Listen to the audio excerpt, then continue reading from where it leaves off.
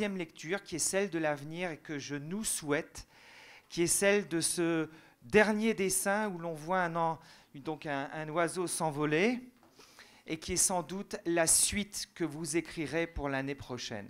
Je voudrais remercier juste Baptiste Fillou qui a passé un temps certain sur cette BD avec un énorme professionnalisme. Vous savez, bon, je vais faire très vite, hein, c'est promis. On a passé du temps à former des gens à Mayotte pour qu'ils sachent faire de la BD après. Eh bien, Baptiste nous a donné un élan à nous tous scénaristes métropolitains et étrangers parce qu'il a su donner une méthodologie à travers le scénario de la BD des Cailloux sur la mer qui est exceptionnel et très bien découpé. Et il a beaucoup de talent à ce niveau. Et puis, remercier sa femme qui est au bout de cette salle et qui a accepté que son mari soit complètement absent pendant tous les jours de l'écriture de la BD. Voilà.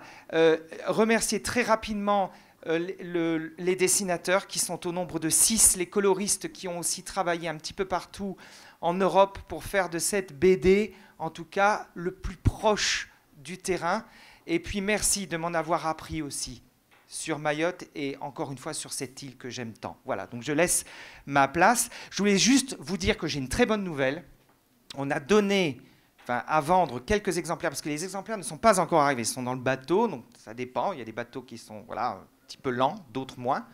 Vous en avez quelques-uns ici, et j'ai donné la possibilité au temple du consumérisme de vendre ces BD, parce que je voulais faire un test. Je ne voulais pas le déposer en librairie, parce que les libraires vont l'avoir très très rapidement.